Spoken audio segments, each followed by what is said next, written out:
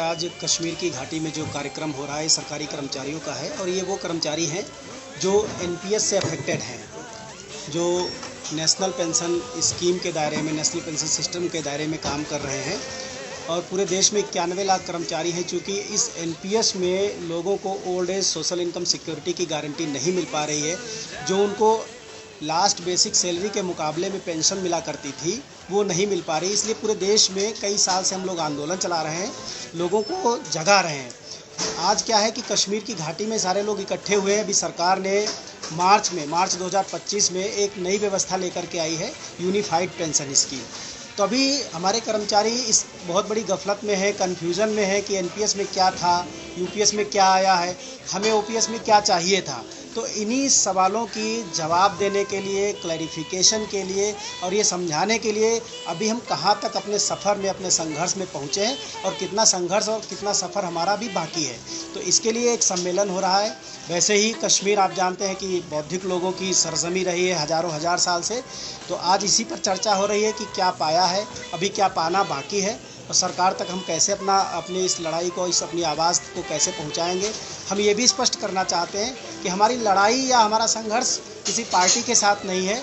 हम सरकार के साथ मिलकर के काम करते हैं, सरकार का हिस्सा हैं, वो इलेक्टेड मेंबर्स हैं और हम सिलेक्टेड कैंडिडेट्स हैं।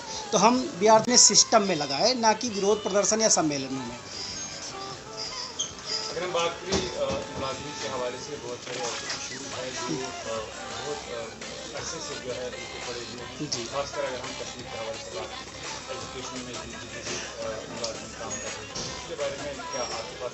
देखिए, यहाँ तकरीबन 1,25,000 सरकारी कर्मचारी है जो केवल और केवल एनपीएस के दायरे में आता है। हालांकि इसके अलावा भी 25-30% कर्मचारी और भी है जिसे हम ओल्ड पेंशनर कहते हैं। तो कश्मीर की एक समस्या और रही है, क्योंकि यहाँ वर्क चार्ज या कंट्रेक्चुअल स्टाफ की संख्या काफ़ी ज़्यादा थी। जब उसको रेगुलर किया गया तो उसकी शॉर्ट सर्विसेज हो रही है। ये सबसे बड़ी यहाँ की समस्या है और ऐसी स्थिति में उसकी जो सर्विस की लेंथ है वो 20 साल से बहुत ज़्यादा कम रह जाती है। हमारे साथ अस्मिया ग्रुप एक जुड़ा हुआ जो all Sikh minorities employees association है, तो उनके कर्मचारियों के साथ बात करने पर पता चला कि ये यहाँ की एक विकराल समस्या है। तो जो सरकार यूनिफाइड पेंशन स्कीम लेकर के आई है, तो कहीं ना कहीं अभी यूनिफाइड पेंशन स्कीम में भी उन लोगों को जस्टिस नहीं मिल पाएगा। ये बात सरकार को समझाने की है, इसीलिए हम लोग इस घाटी में आज मौजूद हैं। हम चाहते हैं कि इस घाटी में, इस सम्मेलन के माध्यम से सरकार तक एकदम जेन्युइन और बिल्कुल फैक्चुअल बात जाए, ताकि सरकार को ये समझ में आए कि समस्या है कहाँ। क्योंकि जब तक ये नहीं पता होगा कि समस्या कहाँ है, उसका निराकरण नहीं हो पाएगा। तो आज का केवल उद्देश्य यही है कि हम सरकार को to the point, what is the problem, where is the problem, ये हम उसको ठीक तरीके से बता पाएँ, इसके लिए रखा गया है।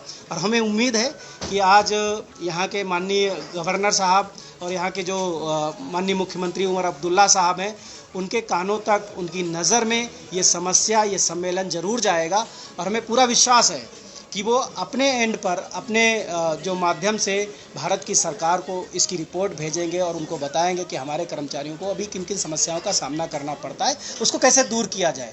तो हम चाहते हैं कि यहाँ की जो सरकार है, जो भारत सरकार के जो यहाँ मुलाजिम हैं, उनके माध्यम से ये संदेश भारत की सरकार तक, दिल्ली तक पहुँचे।